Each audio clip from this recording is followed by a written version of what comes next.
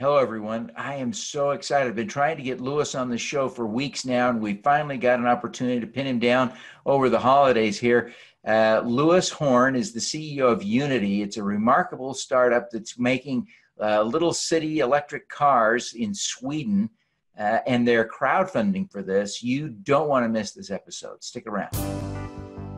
Welcome to the Your Mark on the World show with your champion of social good, Devin D. Thorpe. Lewis, welcome to the show. Hi, Devin. Thanks for having me here. Well, Lewis, it is great to talk to you. I'm excited about it. You are doing something that is so cool and so sexy in my mind. Tell us about the car you're trying to make. Okay, sure. Well, any startup, the role of a startup really, or one of the advantages of a startup is to understand how people's values change. And what we do with this vehicle is try to represent the changing values of people in the form of a product, which understandably looks different and feels different. It is a piece of lightweight consumer electronics. Of course, it's also an electric car, and it has a digital first experience. So we don't start from the powertrain up and the old sort of car culture values of bigger, faster, and so forth. We start from the new values of people, and we start from the digital experience, and we build out from there. It is a fascinating approach. So you describe this sort of consumer ethos, consumer product ethos, as opposed to a car ethos. Why does that matter? I think here's why it's important. We're living in an era where culture is no longer locally reinforced in the way that it once was. It's now globally reinforced. So it's an opportunity for things to be done really differently. And in the form of a car, in the car industry, this is not an industry that changes very fast, obviously. It requires disruptors, and it requires kind of courageous startups and so forth to go out there and try to change things. So it's very important because of the era that we're in. People are ready for something different, something new. And what we try to do is meet that new need, I guess. One of the things that I found interesting in your investment materials online was a description of the production process. You envision, if I understand correctly, having several small factories making 10 or 11 cars a day. Tell us about that. How does that work? Well, it doesn't have to be as low as 10, or it can be as low as 10 or 11 cars a day. Basically, as I said, we start from the customer side, and everything is designed for them and the digital experience. So we don't engineer necessarily. We're not the world's best car engineers. We're not the best at producing cars and so forth. What we do is team up with the people that are the best, and what we care about is the digital twin of all of that work in a single seamless platform. So we care about the digital twin of the engineering of the product and the production, and the digital, basically marketing tech stack that houses the customer data. So the entire digital layer is what we care about. And what that enables us to do is scale in the same way. Let's not say scale in the same way as software would scale, but certainly not be as slow as, a huge global plant that's shipping cars all around the world.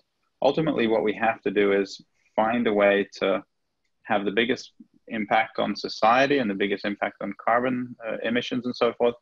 And in order to achieve that, we need to make sure our CO2 emissions for production are as low as possible, which we can achieve with, redesigning the vehicle, but redesigning the engineering process and the manufacturing process.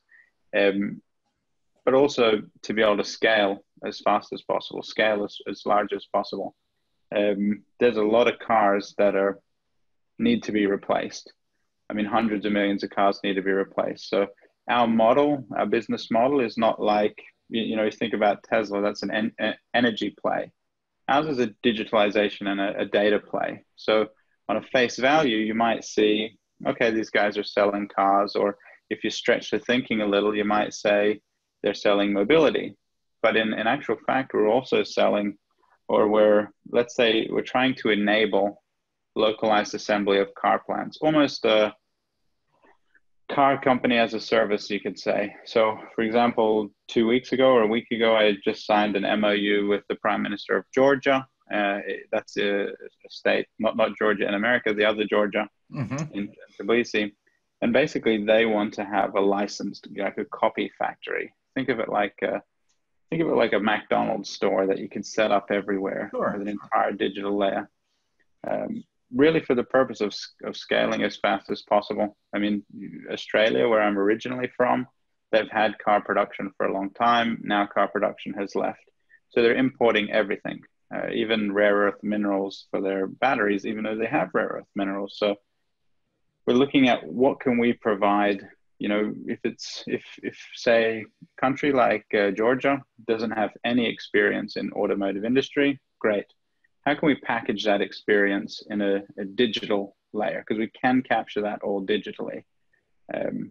But they don't have the legacy. They don't have the legacy industry, the legacy way of thinking. So they're not burdened by that old side. So if we can provide this piece of the puzzle, I think it's a great opportunity for, you know, more countries to be involved in car production and assembly to be all over the world, and therefore ultimately achieving our goal of moving on from combustion engine vehicles, or contributing to it anyway.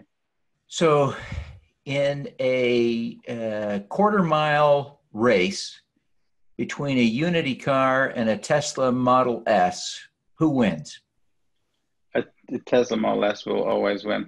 Okay. Tell us, what are the features that you envision? I realize this may not be finalized, but what do you envision the Unity to look like? How do you expect it to perform? What are its features? Okay, so I'll use the Tesla example as a good jump-off point. Earlier in the discussion, I said we don't design for old car culture values.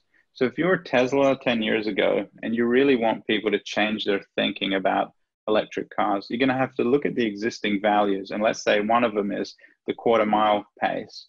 And you say, let's prove that this technology is so much better that we can beat the old technology at that one criteria. So that's what they've done. And now, instead of going down the same route, what we do is start from what are the next values that people want to see. And that's certainly the total customer experience, the total digital experience.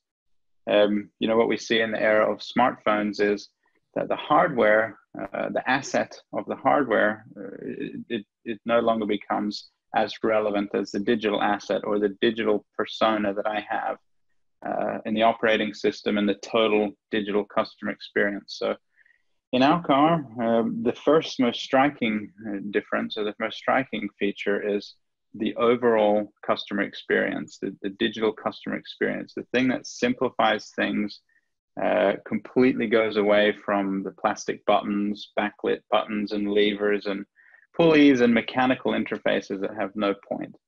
And then, of course, it is great performance in a city environment, but environmentally, it's a huge leap forward, because that's really our starting point.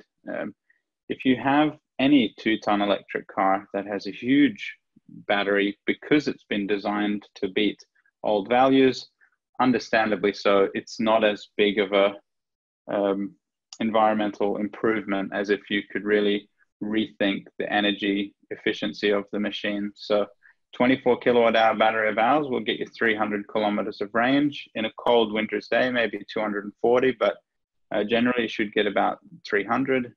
That's with a pretty small battery. And then if we look at the model over time, we also design that machine so it can be upgraded over time. It can go back into a fleet, so that if and when people constantly upgrade their vehicles in the same way they do with a smartphone, we can still kind of extend the life cycle of those vehicles, use them over a longer period of time, decrease the pricing over time, do discrimination pricing to make them available to a wider range of people. And ultimately really move the needle on the net environmental impact of the car industry, which is not where it needs to be. So you envision a smaller car, among other things, maybe a 2-seater. Is this a front and rear seat, 1 or 2 passenger car that you're envisioning? Yeah, so we have a two-seater model, two seats in tandem, one seat in front of the other. Mhm. This is primarily because of, again, in a mature industry, the rational argument is very much focused on individual specifications, but in a disruptive attempt like what we do, the rational argument is a change of the fundamental logic. And if we look at the numbers today, we can see the average occupancy of a vehicle trip here in Sweden is 1.2 people. And I think it's even worse in the US. So what are we driving around eight-seater tanks for at all times? We're going to find the reason why. So the 1+1 configuration is really designed, I said earlier about a great user experience. It's designed solely for that single driver and is an incredible experience for them. And then once a month or once a week, when they have an extra person, there is space in the back. It's very comfortable. It's very roomy, but we don't design the vehicle outside of that single pilot's driving behavior. And then we do have a four-seater, a five-seater, a whole product line that'll come after this. But we wanted to start with that position of really meaningful differentiation. Mm-hmm. That's the opportunity when I said culture becomes globally reinforced, or there's a culture shift, or a way that an opportunity for people to think differently. That's an opportunity to design things differently, so that we look back. I think, one thing I used to say back in the day, I gave a speech for Siemens, and I walked on stage and said, imagine if I walk on stage with great big clown shoes. And I was flopping around with these clown shoes on. Wouldn't you all think that was silly? Unless you'd think like, wow, they're not very agile. They don't fit in his life. They're a pain in the ass to get up the stairs, or annoying to get around the place. They seem clunky. They seem overweight, oversized. It doesn't make sense. But if everybody did it, let's say they had really cool features and they're shiny and they're cool brand, and everybody does it and it's culturally acceptable, you wouldn't know that a pair of sneakers is much more agile. So that's the kind of opportunity to think differently. If you look back in history, humans always get stuck in a certain pattern, and the pattern has to change at some point. When there's an opportunity to change, we have to try to do it. So what do you envision the top speed of a Unity car is? So the engineering team in Silverstone, where the Grand Prix is, they're saying 130 kilometers. They like to be conservative. I think probably can go a lot faster, but that's not our game, right? We don't. What we're more interested is 0 to 60, 0 to 80 inside a city. How agile, how fast is it there? How can we avoid crashes and park well? And a scooter or a motorcycle does a lot better than the fastest cars in a dense city. Right. So we don't really go for that top speed. I don't think people should be doing faster than 130 anyway, if they can help it. What is how many wheels? Are you envisioning 3 or 4 wheels? Certainly 4-wheel car. It's just a usage of the space. I think, from a physics standpoint, technically you only need 3 wheels. From a psychological standpoint, in terms of physics of cornering, even though it doesn't have any scientific grounding, 4 wheels does feel more stable. But in terms of carrying occupancy and, carrying luggage and so forth, we'll always make 4-wheel cars, either 4 or 2. Now, maybe one day 2. Now, would you have the wheels side by side like on a Segway, or front to back like a motorcycle in a 2-wheeled vehicle? I think that's too far on the horizon to know. Okay. Could be either or. Okay. Interesting notion. It's it'll be fun to see how this develops. But let's talk a little bit about the crowdfunding. You are raising €1 million on CrowdCube, and you're nearing the end of that campaign, correct? Yeah. Obviously, £1 million or so.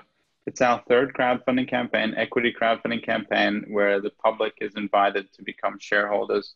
obviously that's kind of really a drop in the bucket in terms of the total capital raise. But what we've found, or the entire company ethos, is based on this idea of designing for certain values and so forth, having a big community of people. Community is fundamental to our brand and to our company the entire time.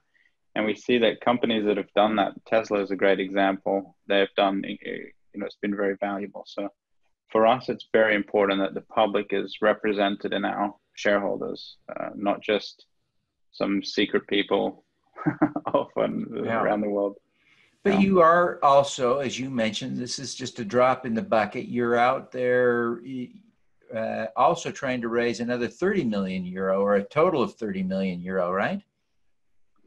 Yeah, I mean, I think in this company we'll probably be capital raising for the next decade. I think it's part of the job. Yeah. But at the present time, that's kind of the scale of the ongoing capital raise, about 30 million euro. Yeah. So basically, and I can't go too much into details. I can tell you what it's all. I mean, we have a lot of sort of discussions and negotiations underway. So, but basically, that gets us to the first two pre-production models and the digital twin of those models in December next year. And it gets us the marketing tech stack all set up. So what that means is now we have not just the car that people want, but we can calculate your delivery time, all the pricing and all the features and everything like that. And we'll have a marketing engine that can handle the pre-orders and so forth and automate it all. I mean, we have, about 3,500 deposit down pre-orders now, and we have to really shut that down as best we can, because if we market it and have 50,000 as a company, we can't even handle that burden today. So the idea is to build up the marketing infrastructure so we can handle that burden and then move to the next phase. Excellent. What can you tell us about the valuation and terms available to the CrowdCube investors? Oh, geez, I'm not really the right guy for that one. It goes through a nominee, CrowdCube nominee. The valuation is about 97 million pound, if I'm not mistaken. So it's had steady growth over the last couple of years. The terms, I think they're standard A-class shares, but I don't know more than that. Basically, people invest, I think in the US, they can only invest over $10,000 or something, and it has to be an accredited investor. But the rest of the world, it's a bit more relaxed laws. You purchase the shares via CrowdCube, and then there's a contract or the shareholders agreement between both of us, and then we issue the shares. I mean, really got to talk to the financial legal people about the details of that one. Yeah, but I think it's all on CrowdCube. Yeah. No, that's good. Well, Lewis, what is your superpower? What is my superpower?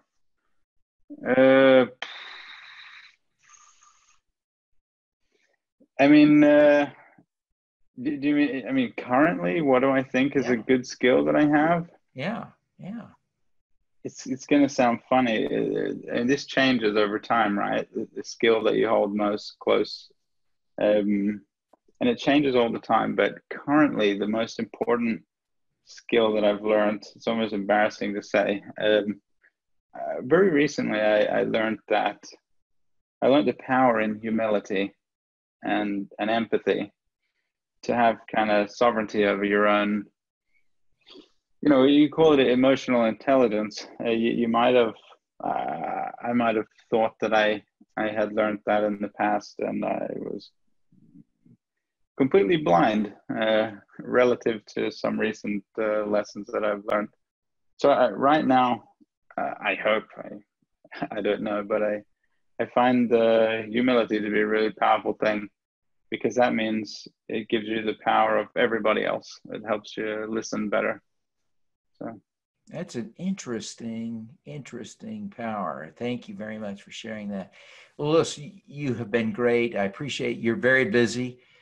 Before you go, would you take just a minute and tell people how they can learn more about Uniti, how they can learn more about the investment opportunity on CrowdCube, and how they can connect with you personally? Yeah, so you can just search Swedish electric car, or you can search Uniti. That's UNITI.earth. So you can pretty much just Google Uniti or Swedish electric car or something like that. If you want to go straight to the CrowdCube platform, it's crowdcube.com/Uniti, UNITI. To connect with me personally, the best way is probably, if you want to see my day-to-day life, it's on Instagram. If you want to communicate and have a response once a month, that's probably Twitter. If you want to see a professional version of me, that's LinkedIn. Otherwise, you can just send us an email to hello@Uniti and it'll get through to me. Great. Well, Lewis, again, thank you so much for taking the time to be with us today. We wish you every success in helping to remake our global car fleet into an electric, super efficient fleet of cars that will have less impact on the planet. All right. Thank you so much for having me on here, Devin, and thanks. Keep up the good work, and we're on the same team. All right. All righty. Let's do some good. Thank you for listening.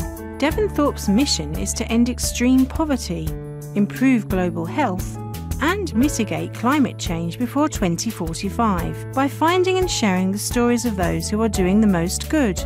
You can join with other listeners to accelerate Devin's mission by visiting helpdevin.org right now.